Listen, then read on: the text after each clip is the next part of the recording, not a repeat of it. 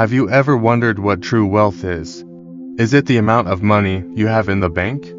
The size of your house? The number of cars you own? Or is it something else entirely? In a world where we're constantly bombarded with messages about the importance of material possessions, it can be easy to forget what true wealth really is. In this video, we'll explore the true meaning of wealth through the story of a poor man who learned the secret to abundance from Gautama Buddha. Once upon a time, in a peaceful village, Gautama Buddha sat under a Bodhi tree, addressing a crowd of eager listeners. People from all walks of life would come to him with their troubles, seeking solace and guidance.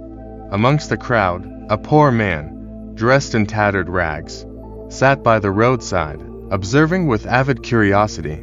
He marveled at how the faces of those who approached Buddha were filled with sorrow and anguish.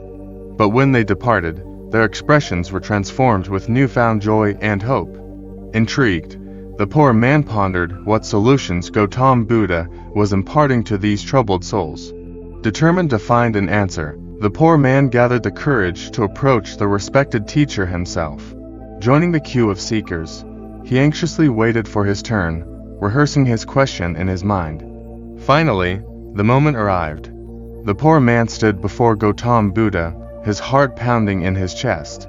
Trembling, he asked, "Lord, almost everyone in this village is happy and prosperous. Then why am I so poor? Why hasn't God bestowed upon me a life of abundance?" Gautama Buddha looked at the man with infinite compassion, his eyes sparkling with wisdom, and gently replied, "You are poor, because you have not given anything to anyone." Confusion clouded the poor man's face and said, "But Lord, I am a beggar, barely able to sustain myself. I have nothing to give. How can I give when I have nothing?" Buddha paused, allowing the words to settle in the air. Then, with serenity in his voice, he explained, "My dear friend, you possess treasures far beyond material wealth. God has blessed you with invaluable gifts to share with others. You have a smile that can uplift and bring happiness to others. You have a voice that can speak kind and encouraging words, instilling hope in those who need it." The poor man listened intently, his curiosity and confusion slowly giving way to understanding.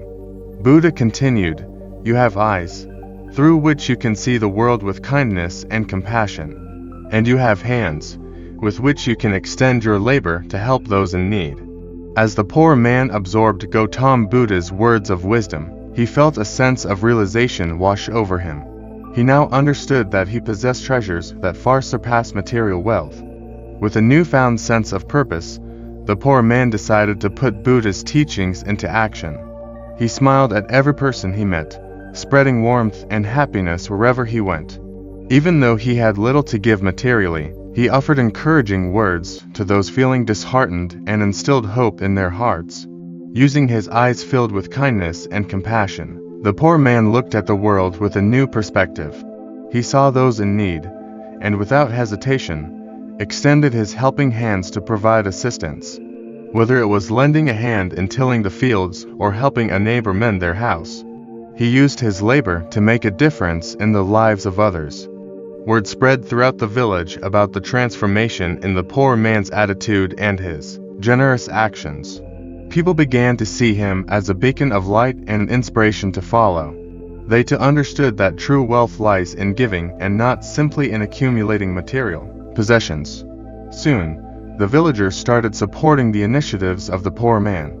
They pooled their resources together to provide him with a small piece of land, where he could cultivate crops to sustain himself and continue his acts of kindness.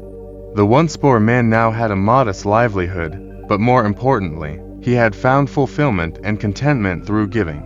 And so, the story of the poor man and his transformation became a legend in the village, reminding everyone that true abundance lies not in what one possesses, but in what one gives. The village continued to thrive, united by the understanding that the key to a prosperous and joyful life is found in the selfless act of giving.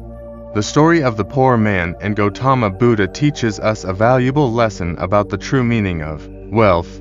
We often think that wealth is about having a lot of money or material possessions. But the truth is, True wealth is about the value of our character and the impact we have on the world around us. The poor man in the story was unhappy and unfulfilled because he felt like he had nothing to offer the world. He was focused on his own lack of material possessions, and he didn't see the value in the gifts that he did have. But when he met Gautama Buddha, he learned that he had a lot to offer the world. He had a smile that could uplift others, a voice that could speak kind and encouraging words, and eyes that could see the world with kindness and compassion. The poor man also had hands that could help others. When he started using his gifts to help others, he found fulfillment and contentment. He realized that true wealth is not about what we have, but about what we give. This story can teach us a lot about our own lives. We often focus on our own lack of material possessions, and we forget about the gifts that we do have. We may have a smile that can uplift others, a voice that can speak kind and encouraging words, or eyes that can see the world with kindness and compassion. We may also have hands that can help others. If we want to find true wealth and fulfillment in our lives, we need to start using our gifts to help others. When we do this, we will find that we have more than we ever thought possible. We will find that we are truly rich, not in material possessions, but in the value of our character and the impact we have on the world around us. Here are some specific things that we can do to improve our lives by learning from the moral of this story. We can start by focusing on the positive aspects of our lives. Instead of dwelling on our lack of material possessions, we can focus on the gifts that we do have. We can appreciate our smile, our voice, our eyes, and our hands. We can also appreciate the people in our lives who love and support us. We can start using our gifts to help others. We can volunteer our time to a cause that we care about. We can donate to charity. We can simply be kind and compassionate to the people we meet every day. We can be grateful for what we have. When we are grateful for the gifts that we have, we attract more good into our lives.